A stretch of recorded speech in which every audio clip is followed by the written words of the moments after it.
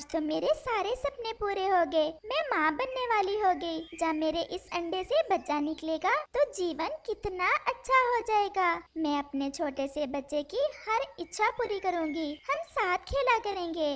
वो चिड़िया ऐसे खुश खुश बैठी हुई थी कि उस चिड़िया की सास और पति भी आ जाते हैं, जो किसी काम से दूसरे जंगल गए हुए थे। सुनिए जी, आज एक बहुत खुशी की बात बताना है मुझे आपको।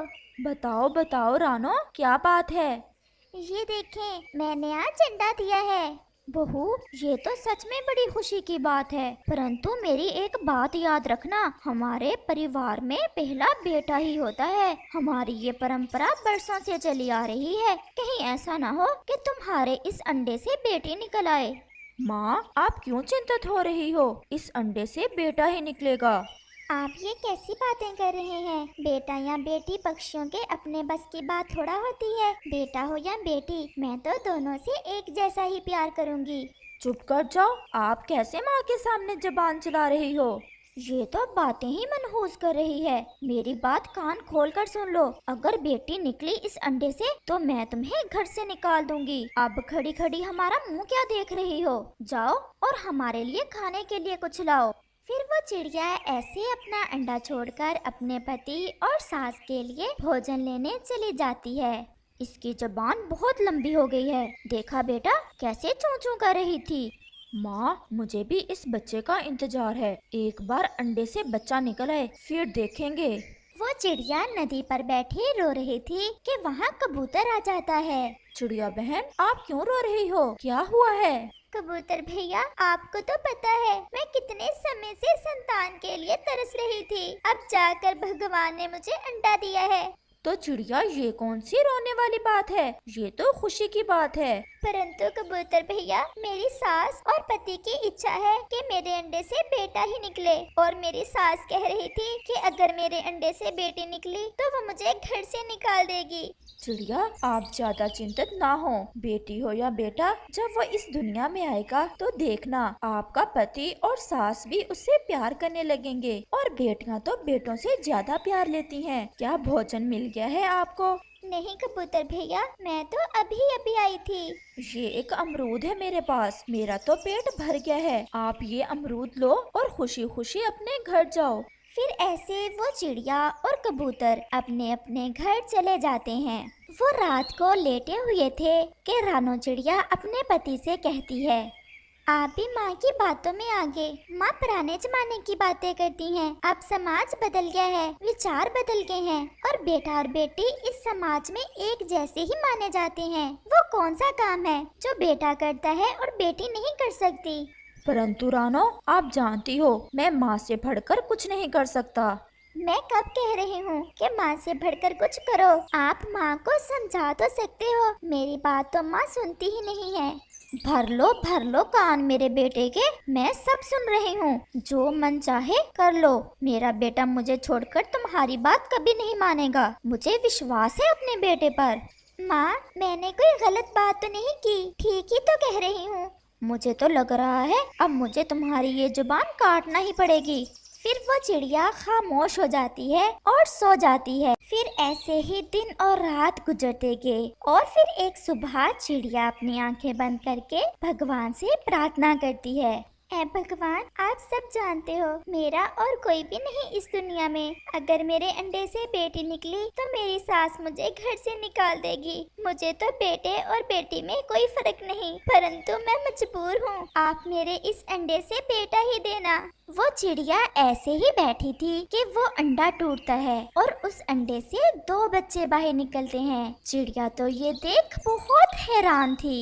मम्मा, मम्मा, मेरी मम्मा, मैं आ गई। मम्मा, भाई ने मुझे बहुत तंग किया। सारी जगह पर लेट कर सोता था और मुझे अंडे में एक कोने में लगा कर रखता था। मम्मा, ये बहुत शैतान है। जब मैं सोता था तो मेरी नाक में अपना पंख घुसाकर मुझे जगा देती थी। वो चिड़िया तो खामोश थी, उसकी आंखों में खुशी के आंसू थे। भगवान तेरा शुक्र है, आपने तो मुझे मेरी किसी नेकी का सिला दे दिया। मुझे वो दे दिया जिसकी मुझे तो सोच भी ना थी। आपने मुझे बेटा भी दे दिया और बेटी भी। मम्मा मम्मा मुझे भूख लगी है, मम्मा मुझे कुछ खाने को दे। और मुझे भी बहुत भूख लगी हुई है। फिर ऐसे ही चिड़िया की सास और बेटा भी बाहर से आ जाते हैं। माँ देखें, भगवान ने कैसे हमें खुशियाँ ही खुशियाँ दे दी हैं। हमारे अंडे से 2 बच्चे निकले हैं, एक बेटी और एक बेटा। ये सुनकर तो उसकी सास बहुत खुश होती है। माँ कहती थी ना कि बेटा जरूर निकलेगा अंडे से। दादो दादो आपकी तो आवाज मैं रोज अंडे से सुना करती थी। दादो दादो जल्दी से मुझे कुछ खाने को दें। दादो मैं आपका पोता, मुझे भी भूख लगी हुई है। मेरा पोता तो कितना सुंदर है। ये लो मेरे पोते, मैं अंगूर लाई हूँ आपके लिए। फिर उसकी दादी उसे अंगूर खाने को देती है। और दादी माँ मेरे लिए क्या लाई हैं आप? तुम्हारा भोजन तो तुम्हारी माँ ही लाएगी। मैं नहीं बोलती आपसे, नहीं बोलूंगी और मैं भोजन भी अपनी मम्मा से ही लेकर खा लूंगी। चलो ले लो, आज पहला दिन है तुम्हारा हमारे घर में, आप भी कुछ अंगूर खा लो। वो सब बहुत खुश थे।